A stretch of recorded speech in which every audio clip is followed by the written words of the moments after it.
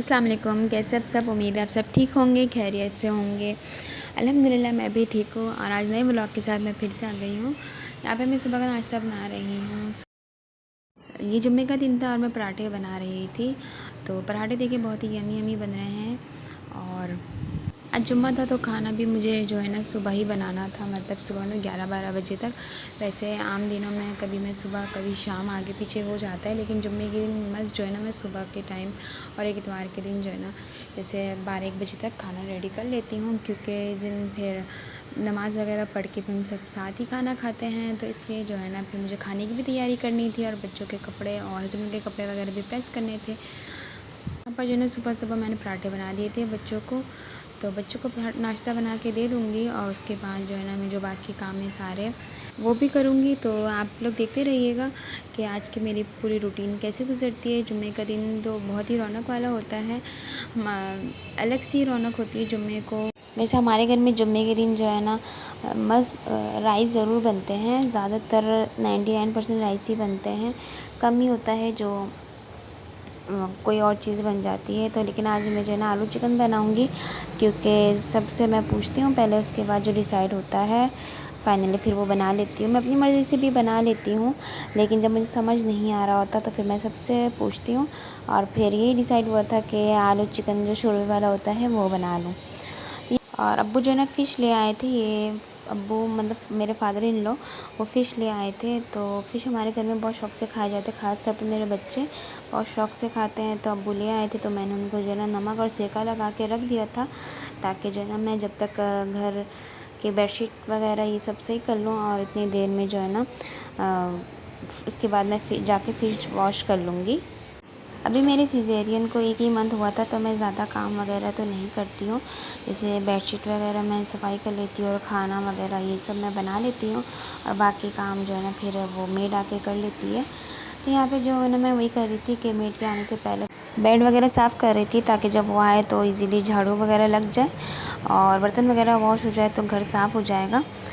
तो इसके बाद जो है ना मैं फिर हस्बैंड के कपड़े वगैरह निकाल लूँगी और बच्चों के भी कपड़े सेट कर लूँगी, क्योंकि बच्चों को भी फिर नहलाना होता है। मैं बच्चों को ख़ास तौर पे ये उनके दिमाग में डालती हूँ कि जो है ना हमें जुम्मे के दिन ख़ास तौर पे ख़ास एहतमाम करना चाहिए।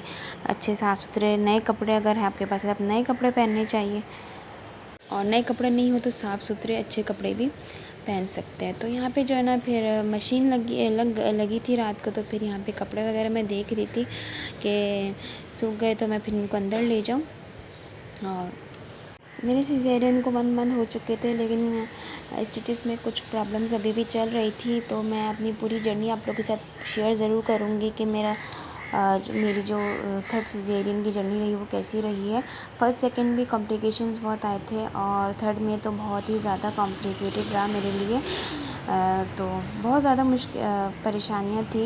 तो लेकिन अल्हम्दुलिल्लाह अब मैं रिकवर हूँ, सारी परेशानियाँ तो दूर हो गई। लेकिन अब स्टिचेस की थोड़ी प्रॉब्लम चल रही है, तो इंशाल्लाह रिकवर हो जाऊँगी तो मैं फिर सेपरेट पूरी एक वीडियो बनाऊँगी और उस पे जो है ना मैं अपनी एक्सपीरियंस आपके साथ ज़रूर शेयर करूँगी।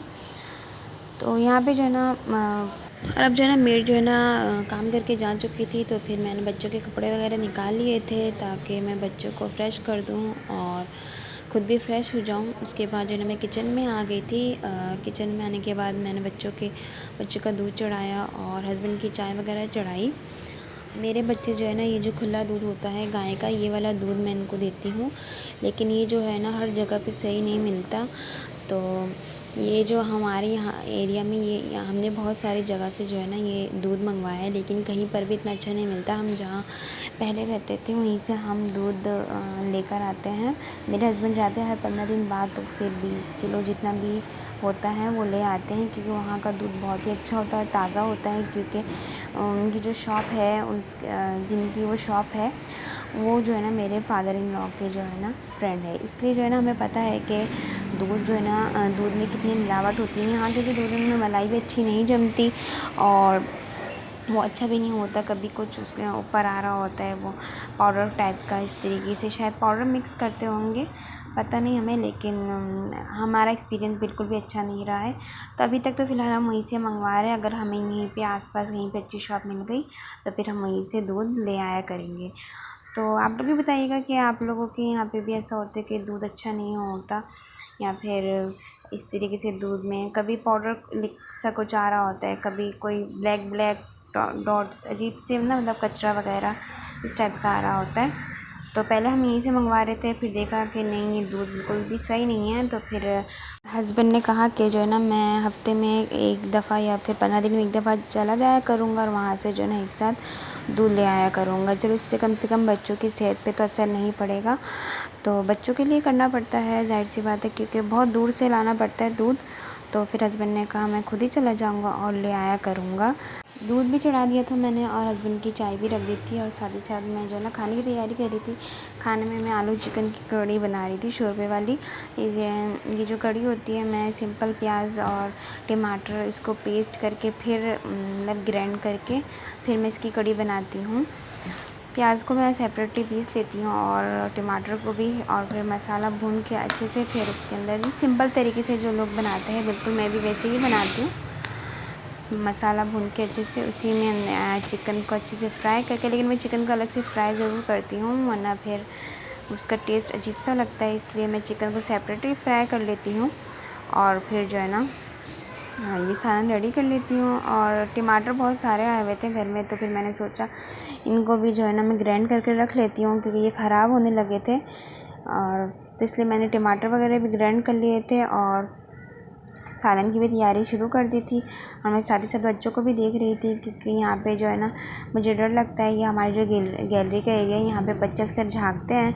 अगर इन पे नज़र नहीं रखो तो ये ना ऊपर से नीचे की तरफ देखने की कोशिश में लगे रहते हैं कि हम नीचे देखें, लेकिन पता नहीं क्यों डर लगता है। तो मैं इनको ना थोड़ी देर बाद देख भी रही थी, क्योंकि बच्चों का पता नहीं होता कब क्या कर रहे होते हैं। तो मुझे फिर टेंशन लगी रहती है। अगर ये गैलरी में होते हैं तो मैं ज़्यादातर इनको नहीं निकालती, लेकिन ये ज़िद कर रहे थे कि मम्मा हमें थोड़ी देर गैलरी में छोड़ दे। तो फिर मैंने कहा चलो मैं खाना बना रही हूँ, तब तक आप लोग इधर खेल लो। तो मैं वही बार बार जाके देख रही थी। तो यहाँ पर मैंने खाना भी चढ़ा दिया ताकि जब अब्बू और हस्बैंड आए तो फिर खाना रेडी हो, इसलिए मैं खाना जल्दी से चढ़ा दिया था। यहाँ पे मैंने पैन में जो है ना ऑयल आया था, उसमें मैंने गरम मसाला जो साबुत होता है वो थोड़ा सा ऐड किया है, और मैंने इसके अंदर अनियन डाल दिया था।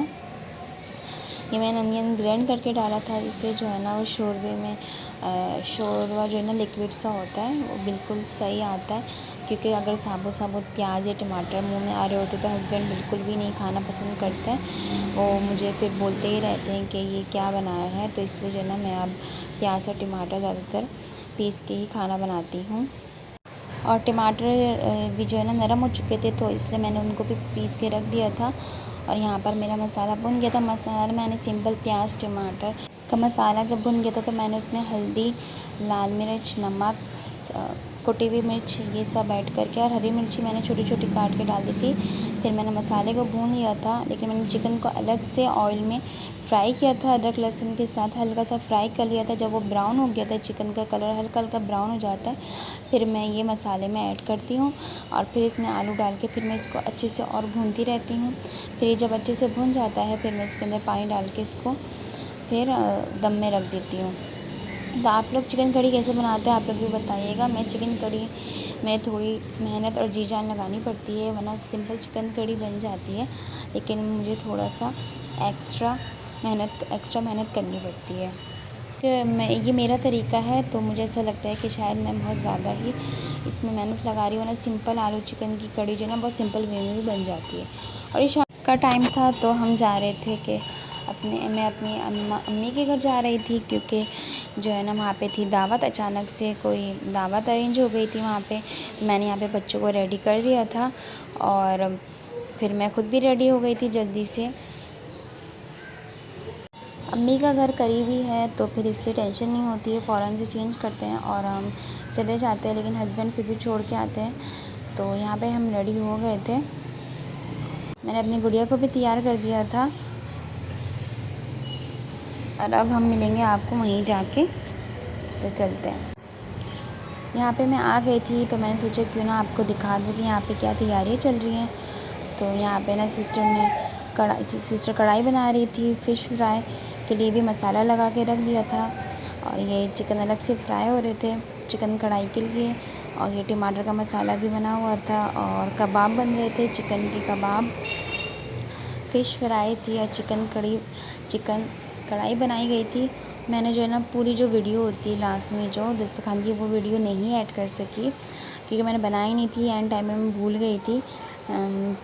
इंशाल्लाह अब कोशिश करूँगी कि पूरी अच्छी सी वीडियो रिकॉर्ड करके मैं ब्लॉग अपलोड कर सकूँ। इंशाल्लाह मिलेंगे अगले ब्लॉग में, तब तक के लिए अल्लाह हाफ़िज़।